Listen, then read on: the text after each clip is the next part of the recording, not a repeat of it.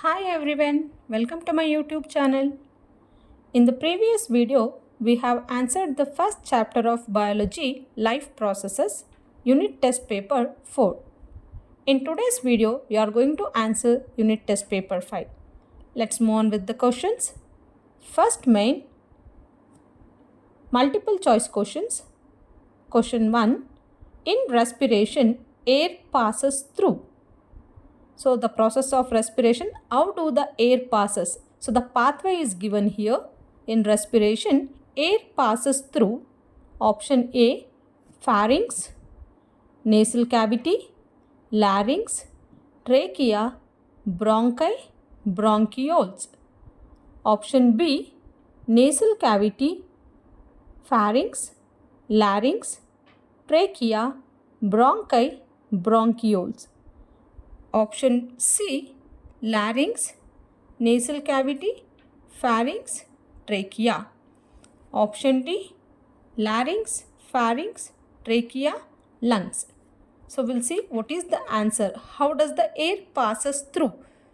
So as air enters through the opening of nose, that is called nasal cavity or nostril, we say the answer is option B, nasal cavity, pharynx, larynx, trachea, bronchi and bronchioles. So answer for first question is option B, nasal cavity, pharynx, larynx, trachea, bronchi and bronchioles. Next, question number 2. The filtration unit of kidneys are called. So what do we call the filtration units of kidneys? Let's see the options. Option A, ureters. Option B, urethra. Option C, neurons. Option D, nephrons. So answer is option D, nephron. So nephrons are the filtration units of kidney. So we'll move to the next question. Question number 3. What is the function of colon in large intestine? So we'll see what is the function of colon in large intestine. So the function of colon is to absorb water from the undigested food. Answer is the colon helps in absorb of water from undigested food.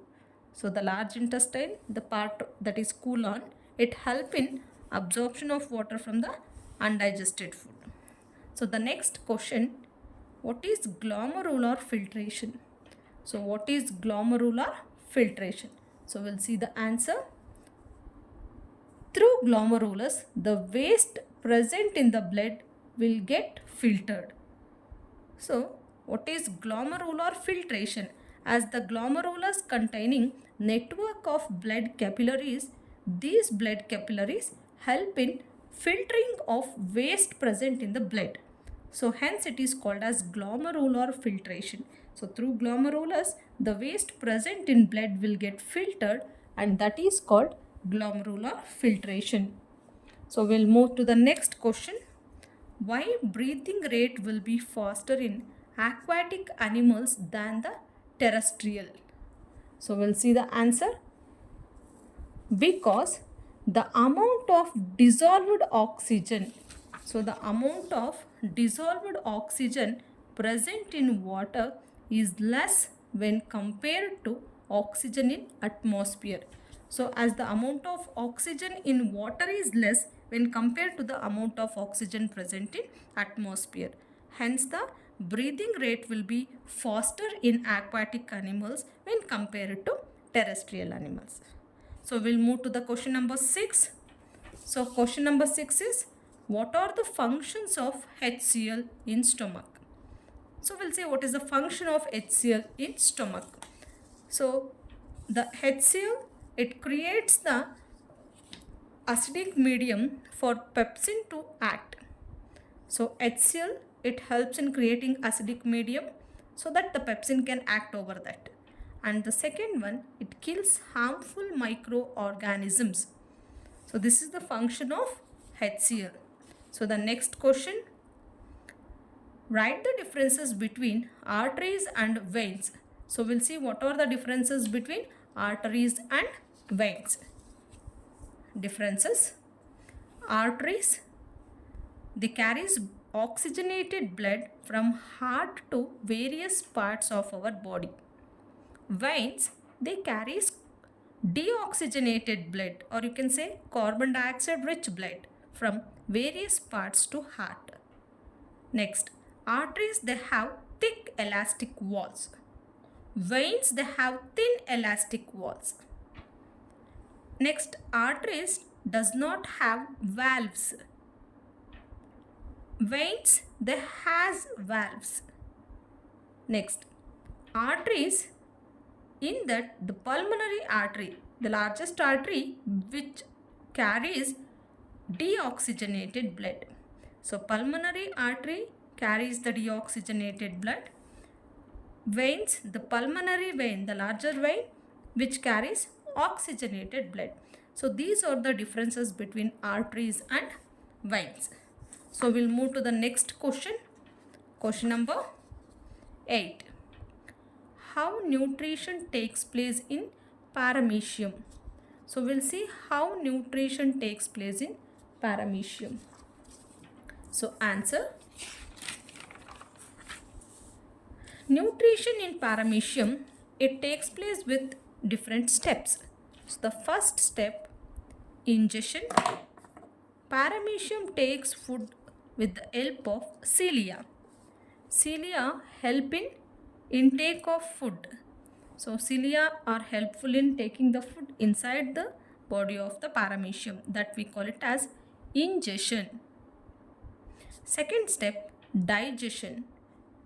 The food which has taken into the body of the paramecium, now that food vacuole is created around the food, and with the help of an enzyme it is converted into simple food. So first stage, ingestion of food, that is intake of food, that is with the help of cilia. Paramecium takes the food through the cilia into its body, then creates a food vacuole around it, and that helps the enzyme to convert the complex food into simpler form. The third stage, absorption. In absorption, the food moves into the cytoplasm where the food vacuole get disappeared and the nutrients are absorbed into the body. So absorption is absorption of simplified food. The complex food, what it is get converted into simple, the simpler food will be absorbed. The nutrient present in this will be absorbed. Next, fourth step, assimilation. Absorbed food nutrients, the energy will be utilized. So the utilization of energy, assimilation means it is the absorbed nutrients which also get utilized in the form of energy. So that we call it as assimilation. Next, fifth step, egestion. Egestion means removal of undigested food through anal pore is called egestion, means the removal of undigested food. So these are the different steps of nutrition in paramecium. So the 5 different steps: ingestion, intake of food; digestion, converting complex food into simple form; absorption, the absorbing of nutrients present in the simple food; assimilation, utilization of nutrients in the form of energy; and egestion, removal of undigested food. So we'll move with the next question. So question number 9. Explain how blood flows through human heart. So we'll see how the blood flows through the human heart. We'll answer this question. The blood moves from lungs. So the journey of the blood, it starts from the lungs. So as the blood moves through the lungs, so then pulmonary vein will carry oxygenated blood from lungs to the left auricle, or you can also call it as left atrium. So pulmonary veins will carry oxygenated blood from lungs to left atrium. Then again from left atrium to bicuspid valve, the oxygenated blood flows into the left ventricle. So the valve present between left atrium and left ventricle is bicuspid valve, so that the blood moves from left atria to left ventricle. Then again from left ventricle to blood flows through the aorta, and from there it is carried to the all parts of the body. So this is how oxygenated blood is moved out of the heart. Then from all the parts of like superior and inferior vena cava, deoxygenated blood or carbon dioxide rich blood flows into the right atrium. So deoxygenated blood from superior and inferior vena cava enters into the right atrium or right auricle. Then from right auricle or right atrium, the deoxygenated blood through tricuspid valve, it flows into the right ventricle. So the valve present between right atrium and right ventricle is tricuspid valve. So the blood flows from right atrium to right ventricle. Then through pulmonary arteries, the deoxygenated blood will be carried to the lungs. So like this, the cycle or the cyclic process continues. Again from lungs, the blood enters into the pulmonary veins, and these pulmonary veins carry the oxygenated blood from lungs towards the left atrium. Like this, the blood cyclic process will continue. So this is the movement or the flow of blood. So the next question, we'll see what is the next question. Explain how digestion takes place in small intestine. We'll see how the digestion takes place in small intestine. The food moves from stomach to duodenum. So as the food enters into the stomach, and from stomach it moves towards the small intestine. So the first part of small intestine is called as duodenum.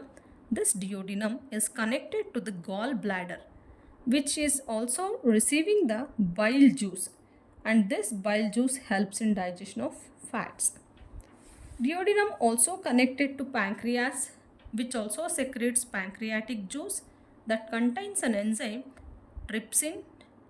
This trypsin acts in alkaline medium, helps in digestion of proteins.